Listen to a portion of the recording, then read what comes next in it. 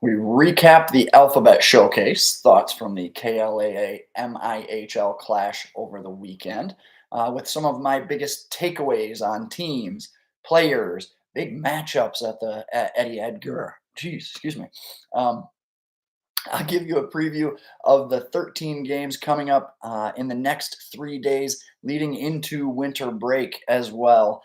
And then, being that we're approaching the unofficial halfway point of the season, I'll give you some state title favorites, newcomers making a name for themselves, front runners for Dream Team already, and just some overall thoughts from what we've seen so far this season.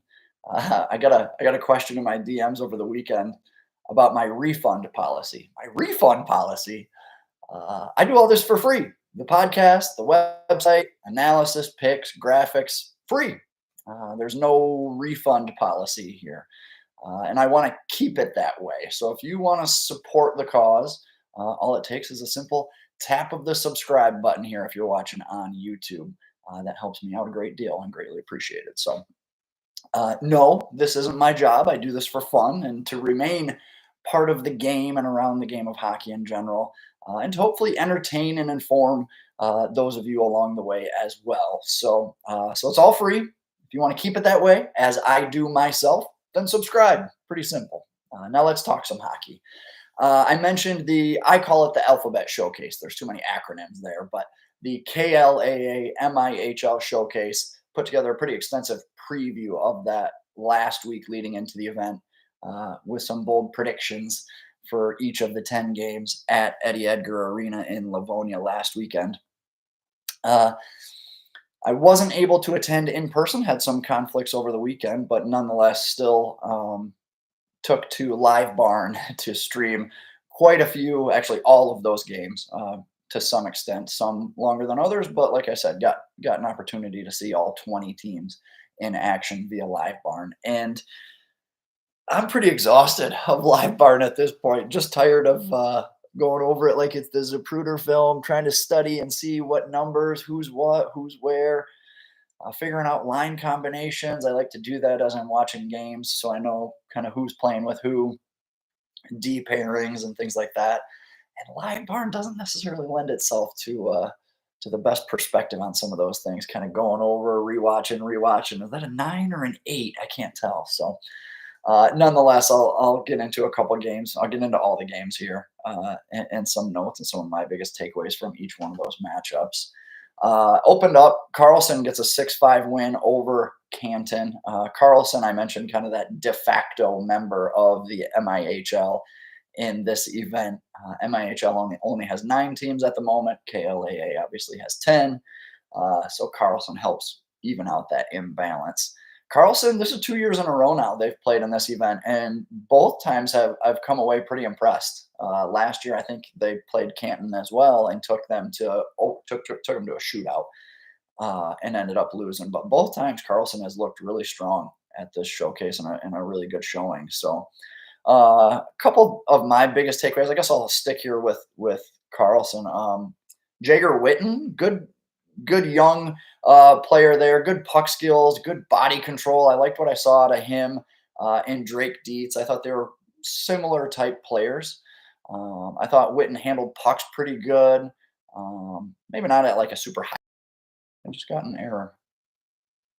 Let me make sure I'm up and good here before I get too far into this.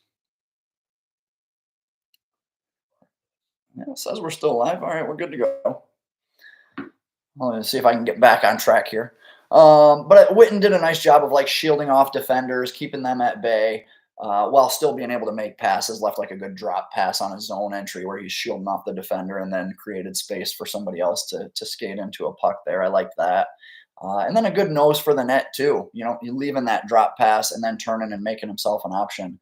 You don't always see that out of players at this level. Sometimes they kind of get caught watching the play they're trying to make, or unplugging because they don't have the puck necessarily. He did a good job of keeping his feet moving and making himself an option without the puck. So I liked what I saw out of Witten there. But Will Schlee for Canton might have been the best player on the ice overall. Just a really good motor.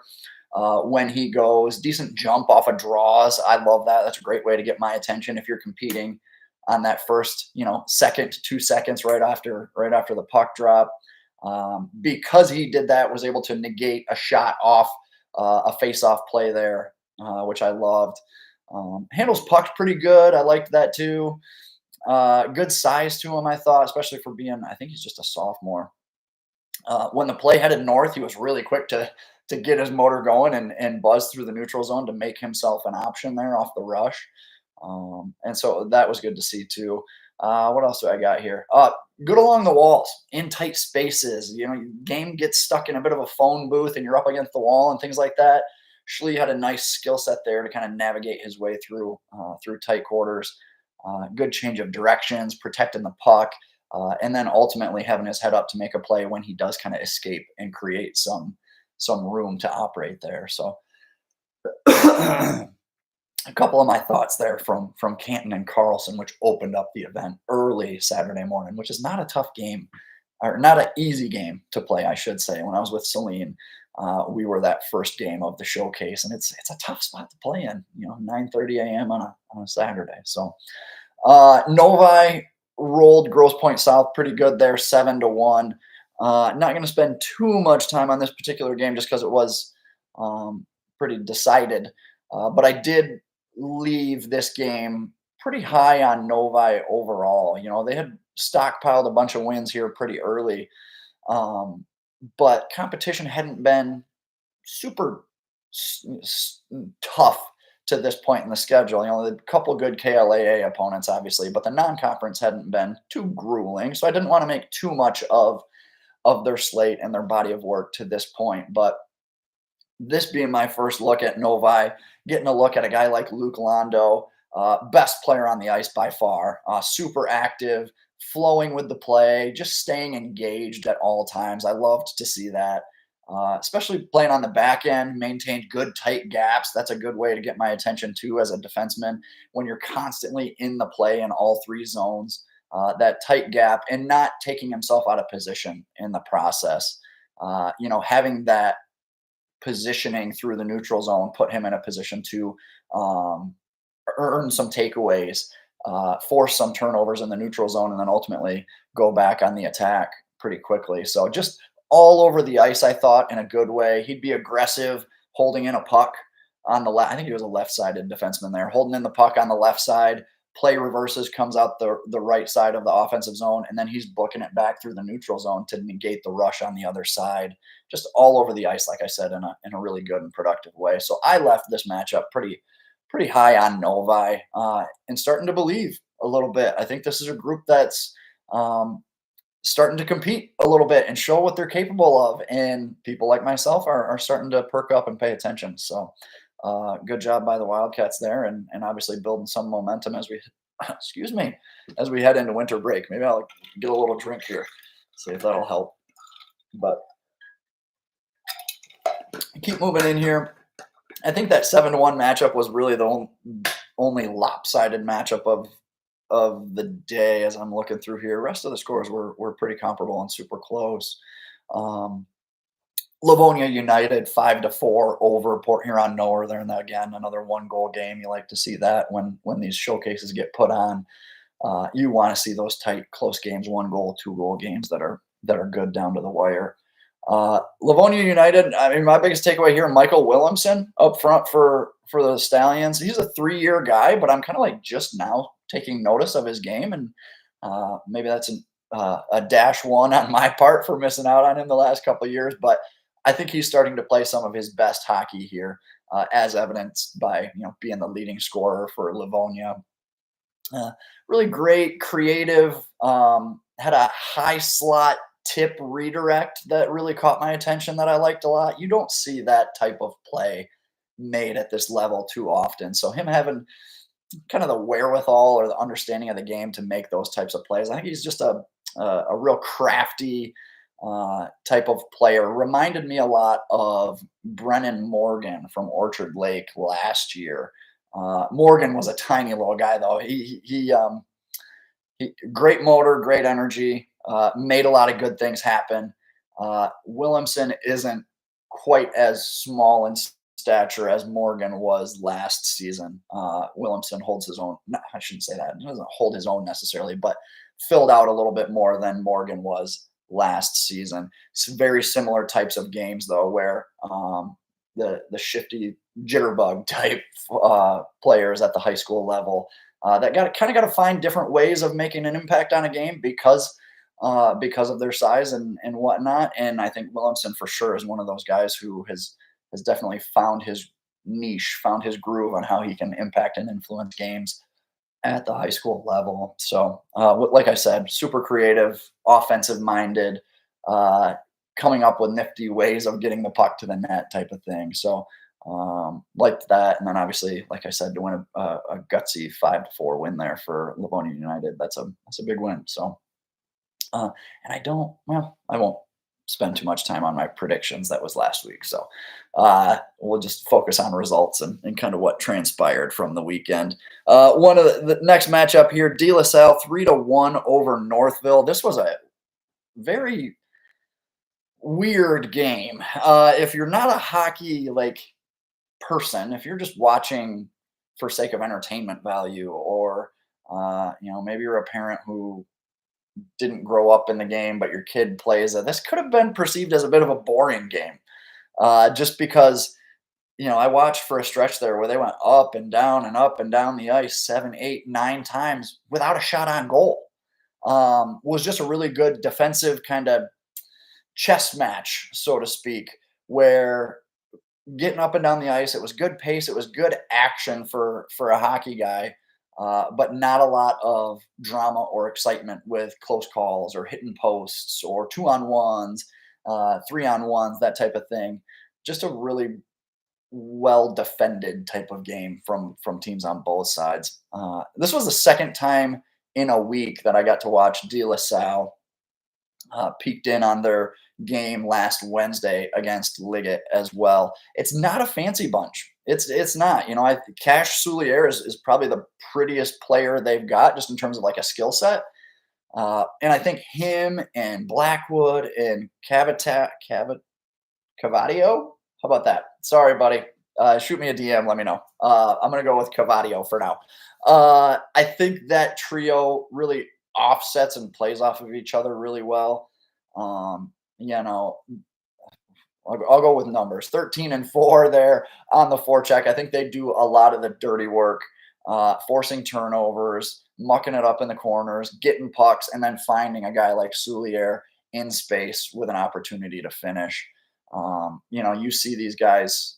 Soulier is a finisher. He might not be the one going end to end, coast to coast, dipsy doing his way through guys.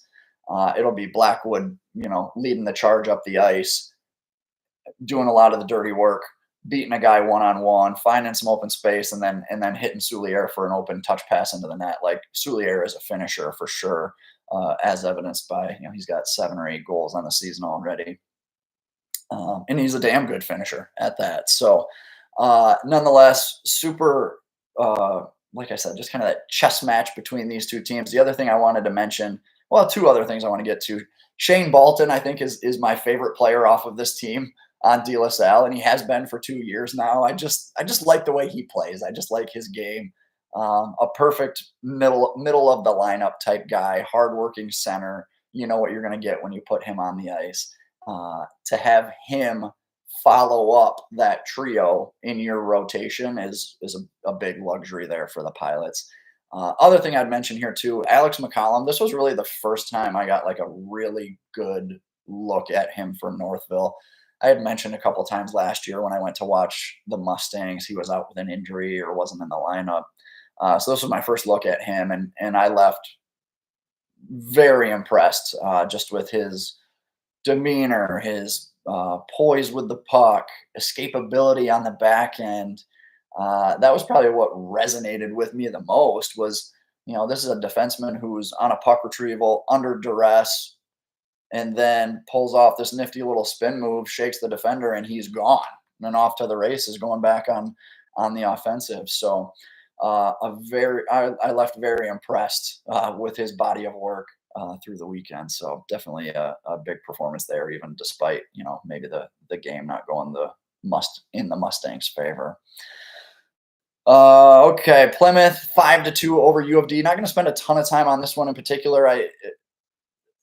There were no rosters, there was no information for me to work with on the hub in regards to U of D, so I was left basically just to key in on Plymouth, um, and which is fine. Like I said, Plymouth ended up having putting together a pretty dominant performance, and similar to Novi, which is kind of ironic because there's a big matchup coming up, but similar to Novi, I left pretty positive on Plymouth after this showcase. There was one kid, he's just a freshman, but I really like this Carapets kid. He's got all the tools, I think, to be a really nice player down the line. He's a good player now. He's nice puck skills, good instincts around the net. Seems to be like a smart player, still being just a freshman. He's a regular in the rotation for Plymouth at center. But his game needs to be refined and will as he grows and develops, obviously. But regardless, I liked what I saw from him a lot as a freshman. Plymouth as a whole, like I said, I was just really impressed with. U of D, maybe not the best opponent to compare and contrast against Plymouth, but if you look at the Wildcats' body of work there, they're producing offense against just about everyone not named Heartland. Heartland being the only team that's shut them out so far this season, but Plymouth has managed to score against Brighton, score 3 goals against Stevenson. Four. I'm spacing here, but nonetheless, even in defeat, they're producing offense and producing at a pretty good clip. So this might be the biggest result of the weekend. Salem 4-3 over Cranbrook. I had Cranbrook in this one going into the game. Salem has been maybe a little inconsistent early on this season. They've had some really great performances where they're beating a team, upsetting a top 10 team like Howell, but then some tough defeats where they drop a 5-4 game to Canton earlier, I think last week or the week before. So it's been a bit of a roller coaster so far for the Rocks. But I thought they showed some real flashes of what they're capable of in this game against Cranbrook. This is a big win for them. And to score 4 goals on Cranbrook, too. I don't care how you do it, but nobody has put up 4 goals on the Cranes until now.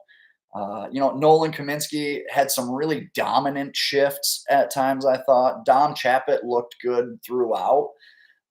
Consistency, as I mentioned, is this team's kind of biggest hurdle, and it varies from game to game. Like I mentioned before, it varies from period to period and even shift to shift.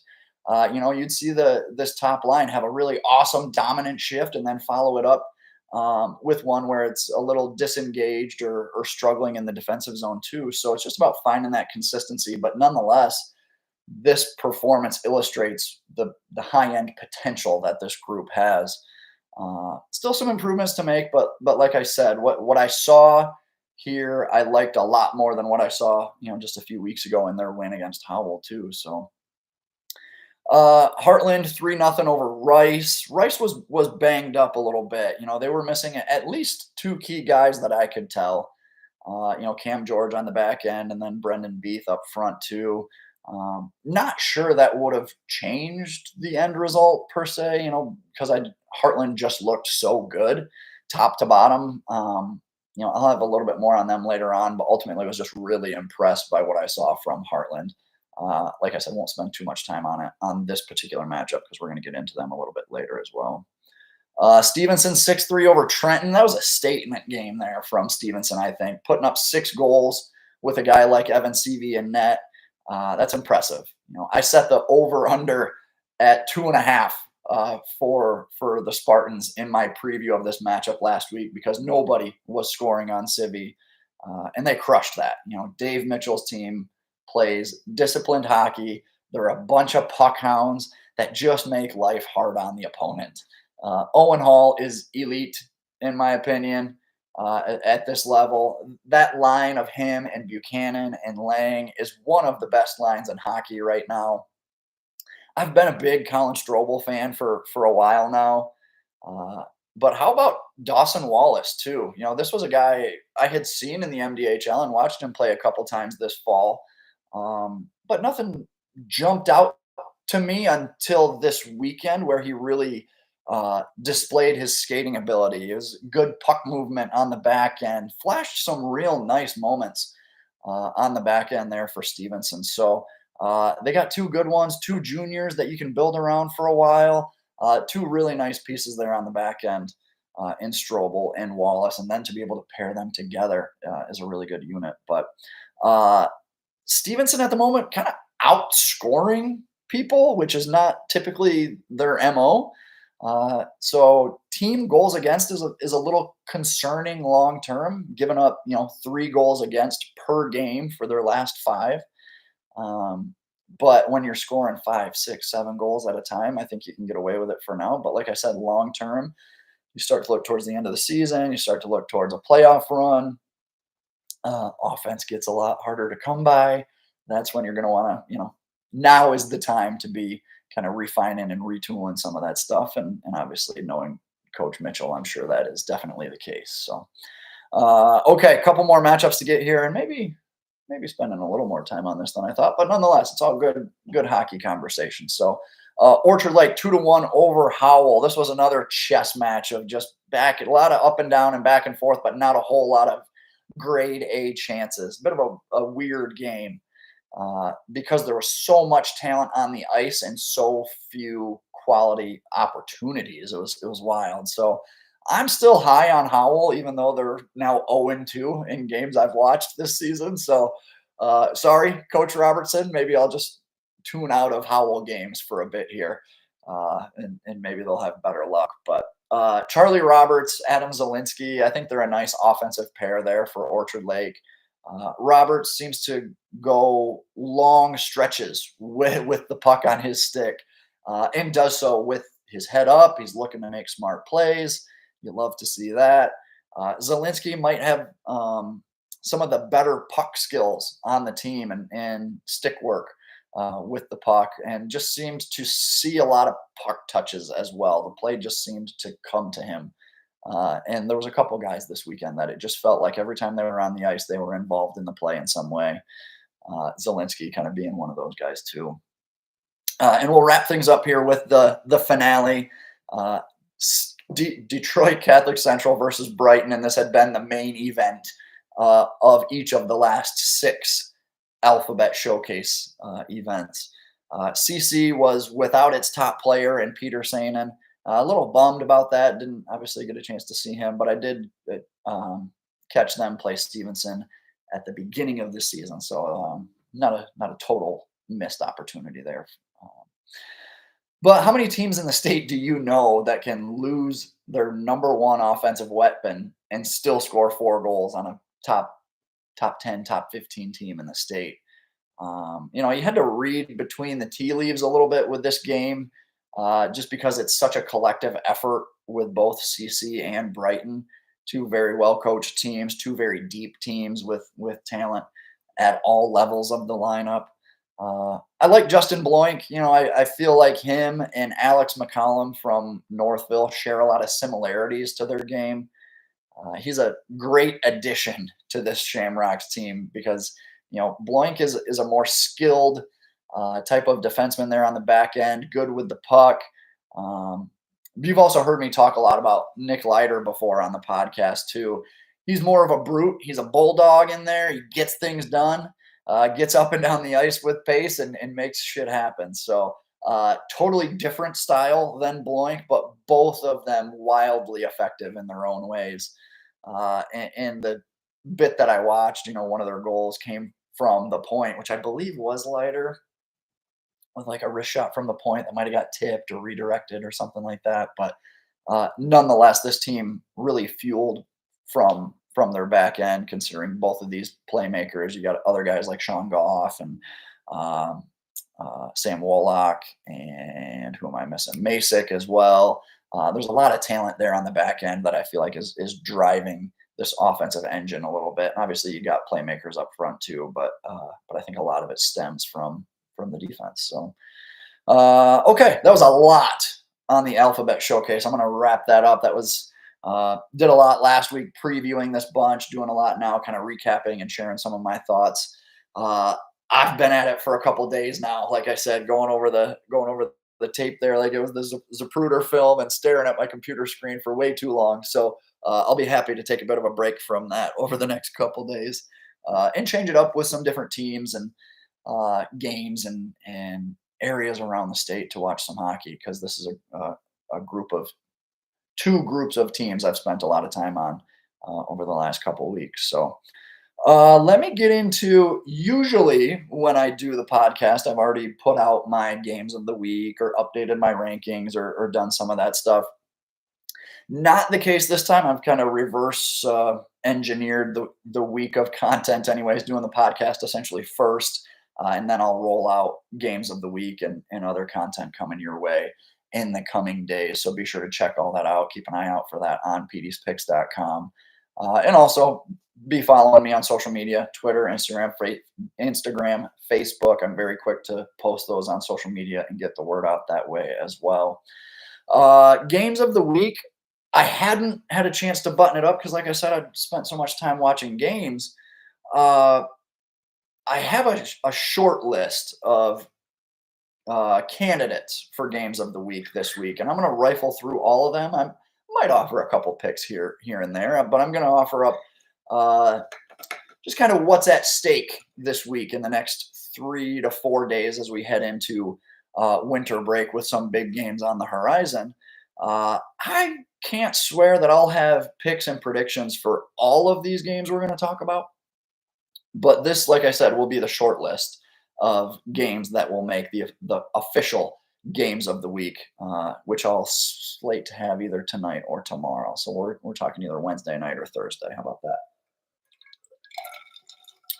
So let's see. I'll start with Wednesday. I'll start with today as far as time of taping. Couple big games coming to you as soon as 5 o'clock this evening. How about Granville versus Mona Shores? The Bulldogs going to Muskegon for a midweek road conference game. Nonetheless, this is a bit of a letdown look ahead spot for Granville. They're playing in the East-West Showcase this weekend with two big matchups. This is an easy spot to overlook an opponent. Let's not get caught napping, because I do think this is a very dangerous, very tricky one here Wednesday at 5 p.m. that we're definitely going to want to keep an eye on here.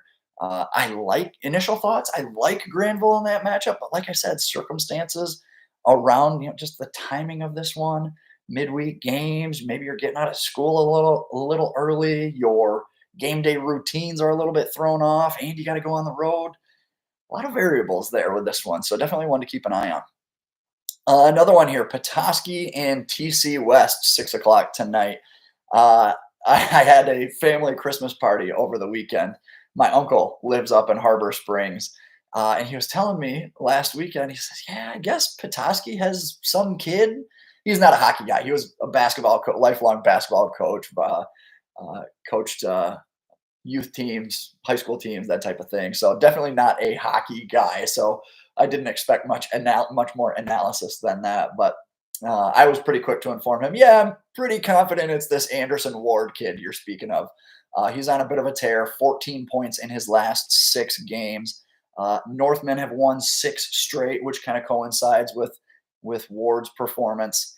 TC West only has 1 win to its name so far. So again, this is a bit of an intriguing in-conference matchup there in the Big North, one that you're going to want to keep an eye on. Initially, I think my early lean would be TC West, just considering that coaching staff does a great job, X's and O's and line matching and that type of stuff. But having to go on the road to Petoskey against a really tough kid like Anderson Ward, who's got help around him, and like Madden Pateman, for instance, that's a tough matchup to go against when you don't have last change. So an interesting one there to keep an eye on. One more here: Dexter hosts Saline, 7 p.m. At Vets, a rink I'm very familiar with. Play men's league out of there. I've got my Hornets swag on for the day as well. If that is any indicator what way I'm leaning in this matchup. But even in defeat, Dexter is scoring on everybody. 3 goals and a 6-3 loss to a KLAA opponent in Plymouth. We were just talking pretty high about Plymouth, right, a couple minutes ago. This Dexter team has found a way to score on teams like Plymouth. So they've come a long way in 12 months, coming off of just 6 wins a season ago, and still have a long way to go, I'd say, from a state perspective. But from an SEC standpoint, they're 3-0. Another win over a division opponent to get to 4-0. They could be in the driver's seat heading into winter break. So this is a very intriguing matchup for sure in the SEC.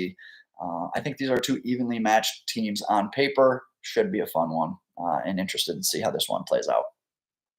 Okay, I guess I got a couple more here from Wednesday or for today. Birmingham Unified takes on Stony Creek again in conference, middle of the week. Road game. Stony Creek's got to go to Birmingham Ice Arena. Put Stony on upset alert here. BU beat M1 United 2-1. Isaac Hosfield stopped 48 of 49 shots in that game. That's the 3rd game of the season so far where he's made 40 or more saves. That's not exactly a recipe for success, long-term success, I'll put it that way. But when you can get those big performances out of your goalie, you're never going to apologize for it, right? So could Hosfield get hot here again against a really dynamic and aggressive Stony Creek offense? Potentially. And if that happens, then chaos ensues, right? And one other kid here I want to mention, Nathan Walsh, right? Football player, big football player, 6'4" wide receiver. He's got 6 points in his last 2 games. You're going to start to see some of these football players who are transitioning from fall now into hockey season. They're going to start to click a little bit more. They're going to start to produce a little bit more. You definitely see this in the Upper Peninsula. You're going to start to see some of those West Michigan kids round out into hockey shape. You're seeing it here out of Walsh for BU. This is a tricky game here for the Cougars. Don't get caught sleeping on a Wednesday night. You think you're just going to roll. It could be closer than the experts think. How about that? Another big rivalry game here, too. I just talked about both Plymouth and Novi, how they both looked great at the showcase last weekend.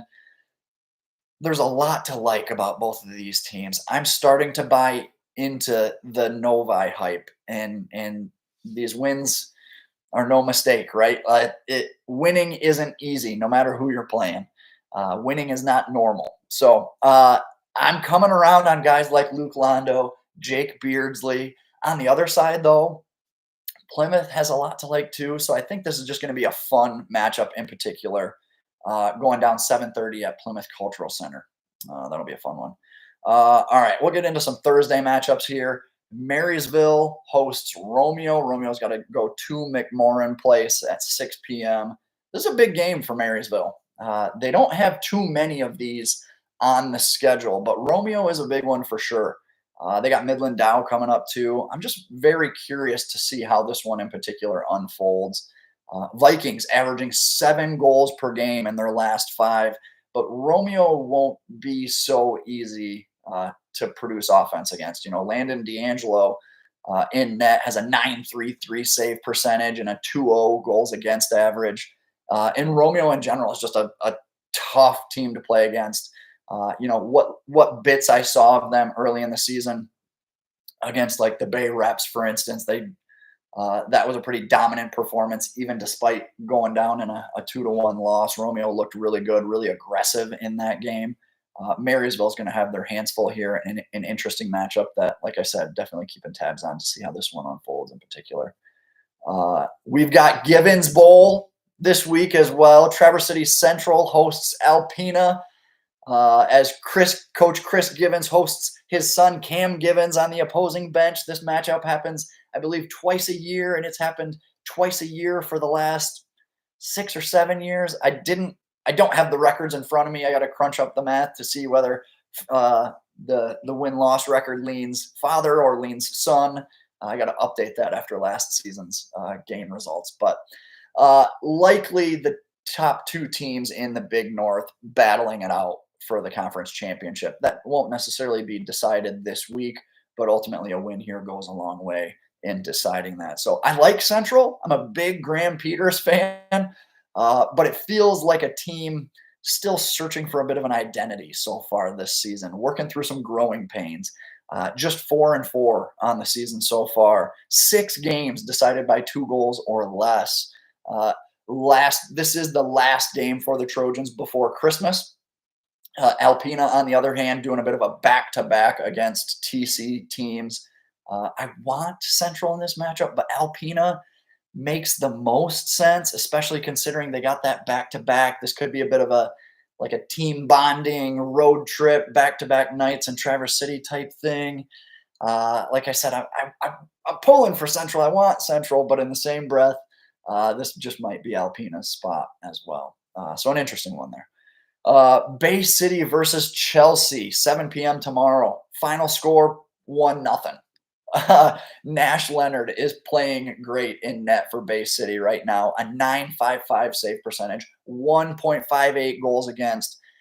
He just shut out Rockford and Chip Valley in consecutive starts on consecutive nights last weekend. Opposite in this matchup is Luke Webster. I'm assuming, anyways. I guess I shouldn't expect. Obviously, Luke Webster is a guy I've talked a lot about on the podcast. His numbers are a little uncharacteristic so far this season, but even with a 1-3-1 record, he's still got a 910 save percentage. So Bay City doesn't pose a huge offensive threat, which I think could kind of level this matchup out quite a bit. So I think this could be a bit of an offensive stalemate where both teams are struggling to score, and not for lack of effort, but just because of the dudes that are in net. So Midland versus Midland Dow heading into the holiday weekend. What a big matchup here. Preseason, I was all about Midland. I'm told Dow is going to roll in this rivalry. That's what my DMs say, anyways.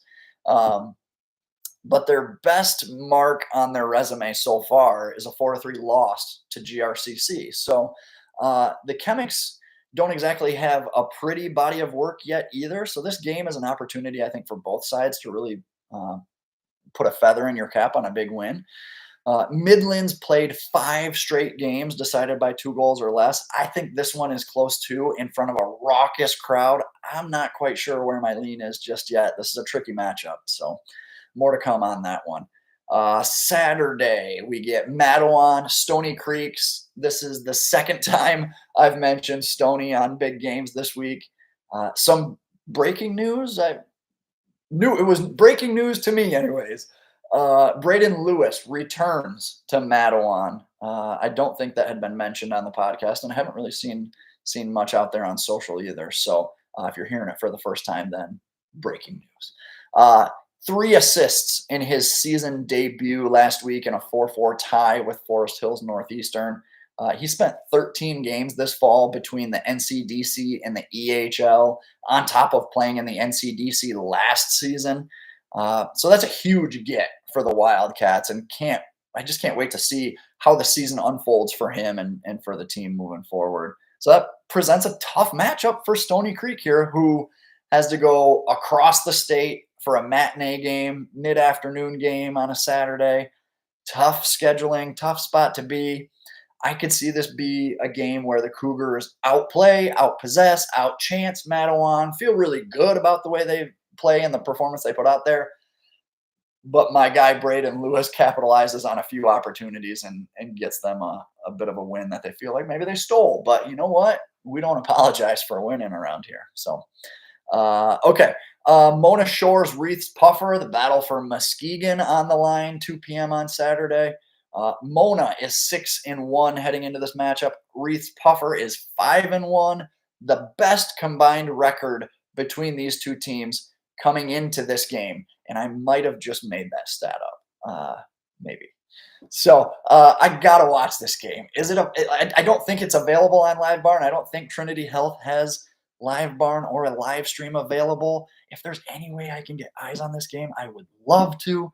Nathan and Brady Tilden, Habitler, Cuddy, Tyndall, Hartzell. There's a lot of guys I want to see, and this would be a good opportunity to get visibility of all those guys in one spot. So if there's any way to watch this game, I am all for it. So must-see game and I'm not sure I'll be able to see it. That sucks. Jenison and Eastside. So 5 p.m. This goes down at Griff's Georgetown Saturday. So I watched a little bit of this Matthew Brick kid everybody was talking about on social media. 17 goals in 5 games for Eastside. The Stars have 2 tough matchups this weekend, and I'll be curious to see how he handles tests against Cap City and then again against Jenison here as well. Um, if not here, then I think Caledonia at the end of January and then Chelsea at the end of the season would be 2 good litmus tests for a guy like Brick and the Stars. So 2 intriguing matchups to kind of circle there on your calendar. But Jenison is tough to play against, man. I expect offense, but it's going to be tough to come by in this matchup in particular, just considering Jenison's style of play. Plus, you got to go on the road, just unfamiliar situations, circumstances, funny things like that tend to play a factor in situations like this, especially at the high school level. So, and then the last one here, as far as games I'm circled, and this I'll definitely have a pick for this one. I mean, how can I not pick a winner in the park rivalry between Salem and Plymouth? Salem dropped a stunner in this park 3-way park rivalry to Canton last week, 2 weeks ago. Timing, I'm not sure, but they can't possibly get swept here in the park rivalry, could they? Plymouth is good enough that they can absolutely stun and pull off an upset here against Salem. Salem is certainly the most talented team of the 3 by far. But like I said, the Rocks have been a bit of a roller coaster this season, whereas I think Plymouth has been pretty consistent throughout, even in defeat, still playing super well. Saturday night rivalry, high pressure, backs against the wall. This should be an interesting one. I don't have a lean just yet, or at least I don't want to tease it just yet, but very intriguing matchup. And I'm afraid that if I pick Plymouth, Salem will play inspired hockey and make me look like an idiot. And if I pick Salem, Plymouth is going to play inspired hockey and make me look like an idiot. So I'm damned if I do and damned if I don't with this particular one. So okay, we're gonna wrap things up here. We've been at it for a good run here. This is a good long episode for you guys. But you know what? I was off last week. I didn't put out an episode, so this will be kind of like a double dip here on the podcast. Let me offer up some big takeaways thus far this season. What I've seen, things that have stood out to me, players, programs, things like that. To date, so far, let me get you a total here. I have seen 26 teams in action so far. That's a pretty good spot here in the first couple weeks of December. Obviously, a lot more to get to, and will certainly make my rounds around the state and teams from coast to coast, nonetheless. But biggest takeaway, I think, thus far, Heartland is great. I wrote in the blog last week, and maybe some of you caught it, maybe some of you didn't. I believe there's a small chance that they run the table in the regular season. Castamo, Kraut, sure. You've heard me talk about their big guns. Those guys are legit and they're going to get theirs. But what stood out to me from this weekend's showcase, Ian Evans is awesome. Loved what I saw from him over the weekend. Like when you're getting that caliber of play from your number 2 center, that's incredible. Fleetmeyer too, he's a depth guy, but sound defensively up the middle. That's a luxury. Like very few in the state have one that can do it, let alone 2, and in this case, 3 centers that play the way Coach Rick Gadwa has gotten his team to play. It's just really structured, well coached. They work hard. The pieces are there to be a very special team. Still a long road ahead. Injuries happen. Girlfriends break up with you. Your heart gets broken. Who knows? High school kids, weird things happen down the stretch. Big egos. You start believing the hype. You start believing what I'm saying about being being a great team and going undefeated. You get caught napping on a weekday rivalry. Those types of weird things obviously unfold as the season wears on. So have a little fun there, poking fun at what causes performances to go up and down at the high school level. So, okay, let me get into some title favorites. I'm going to go D1, D2, D3 and offer up I firmly believe, as I was putting this list together,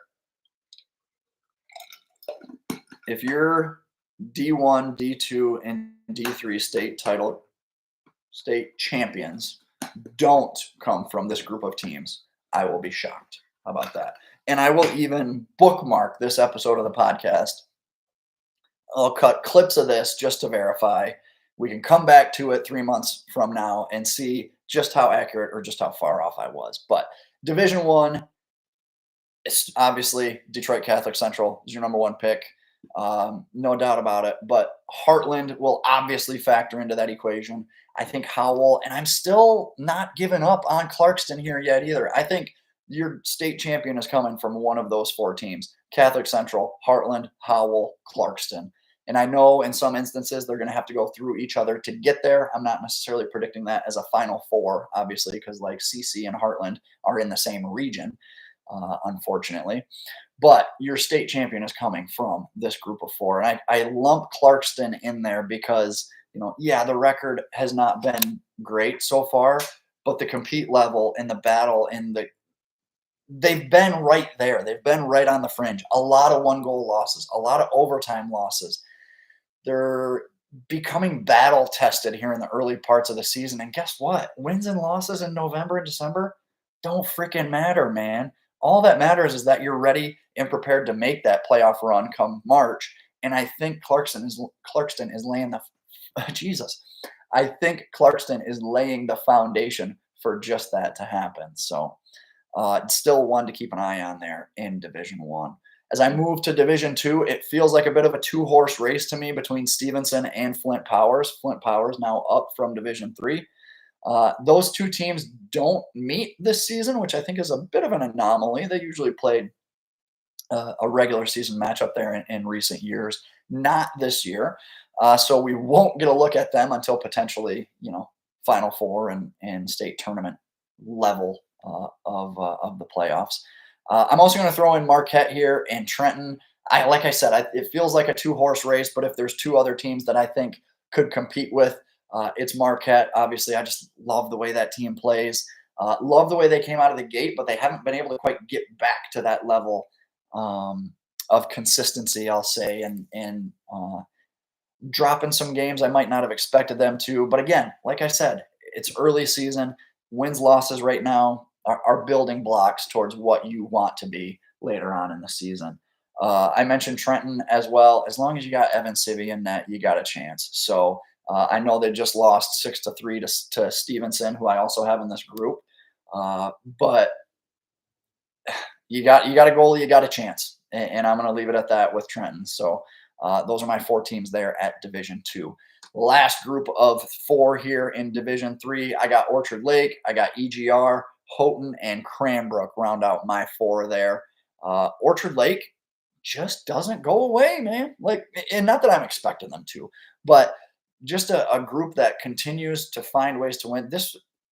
The identity of this team last year and this year feels very similar to me, in that it's a collective. There aren't a lot of standout individual gotta have elite type players in their lineup. It's just the strength of the collective, the minimal drop off from your first line to your second line to your third line to your fourth line.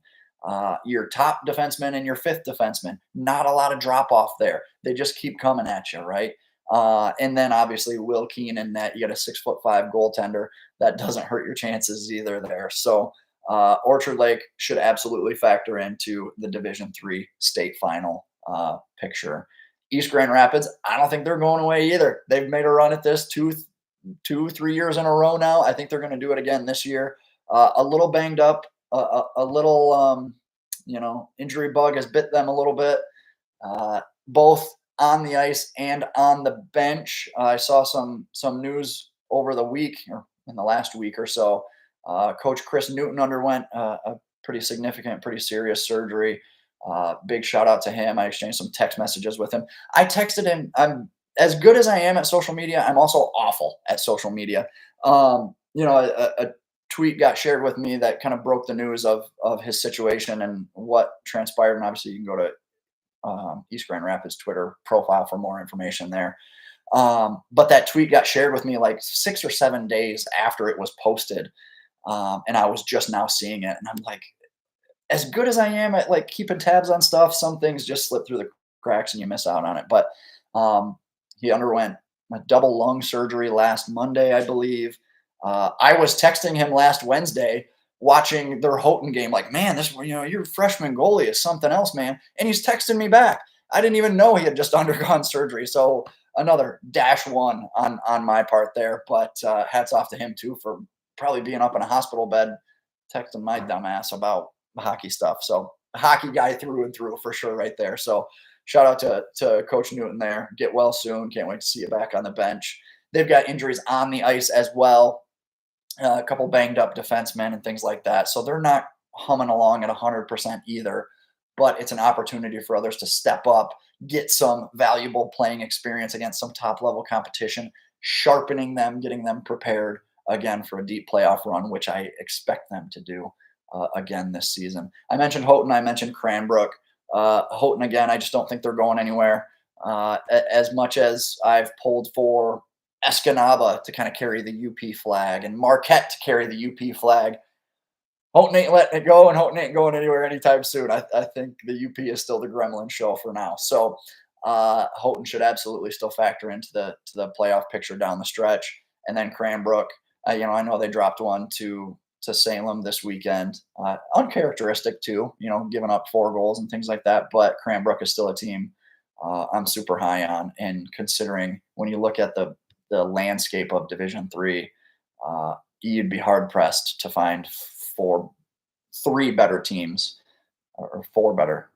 You'd be hard pressed to find 4 better teams in Division 3 than Cranbrook at this point in the season. So dang, we're closing in on an hour here. I'm humming right along here, but we're almost done.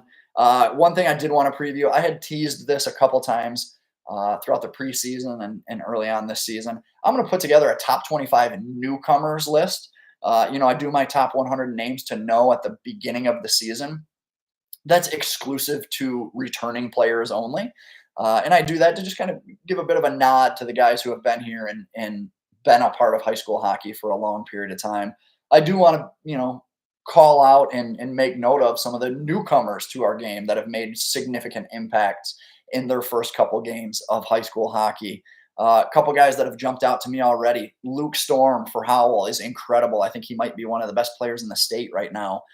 Nolan Kaminsky, I mentioned him earlier on the podcast. Justin Blank, I mentioned him too. Owen Perry, freshman for Flint Powers. He's got 9 goals and 20 points. Gotta be, I'm going to say, the unofficial leading scorer among the freshman class in high school hockey right now. Donovan Durbin for Trenton. He's got 17 points. Braden Buckler from Rochester United is another guy I love a bunch. I think he's a sophomore, leading RU in points with 17. He's another newcomer I'm super high on. I'm previewing, teasing it a little bit. I'm going to put together 25 names similar to the top 100, and I would all but expect these names to be in the mix there as well in some order. And then real quick, I'll give you my way too early dream team front runners. I'm not going to give you 3 forwards, 2D, and a goalie. I'm just going to give you some of the hot names right now that I think should be favorites to be on that all-state dream team, Michigan High School Hockey Coaches Association dream team at the end of the season. There we go. That's how I wanted to phrase that. James Albers, to me, out of EGR. He's had a fantastic season and looks dominant. Ian Castamo, great player, looks even better. Obviously, checking in on him over the weekend with Heartland. He looked exceptional and playing some of his best hockey. What a player, dude. Just floating around the ice. It's almost like he sees the play unfold before it happens and just right place, right time, making teams pay. Alex McCollum, I mentioned him earlier on the pod as well. Evan Sivvy, I mentioned him on the pod earlier as well. Giving you a bit of a preview here. These 4 to me have really stood out at their particular positions. 2 forwards, Alex McCollum on the back end, and then Sivvy in net. You'd be hard pressed to have conversations about the best forward in the state and not include Castamo and Albers. You'd be hard pressed to have conversations about the best defenseman in the state and leave out Alex McCollum. I don't think that's going to happen. You'd be hard pressed to talk about the best goalie in Michigan high school hockey right now and not mention Evan City. So that's kind of where I'm at with my way too early dream team front runners on that front. So okay, that was a lot of hockey talk there. Hope if you got anything out of that, like I said, be sure to support the cause. Subscribe here on YouTube. If you're listening on Apple and Spotify, maybe you're on the way to the rink right now for a big game, uh, or maybe you're sitting in third hour or something. I swear these Madawan kids were DMing me on Instagram from third hour, and each one of them snickering and saying something different to me in my DMs, just sitting there scheming in class or something. You say this, you say that. I'm up to you guys. But nonetheless, hopefully having fun with it, as am I. Hit the subscribe button. Connect with me on Facebook, Twitter, Instagram, wherever you are on social media. Listen on Apple and Spotify. Rate, review, and follow there as well. Always happy to talk some hockey. Obviously, we just went off for almost an hour on nothing but high school hockey. So, okay, a lot more content to come your way as well. Be sure to check out pdspicks.com and follow the socials as well for when more content gets posted and goes live. So, until then, skate hard, have fun. I'll see you guys at the rink soon.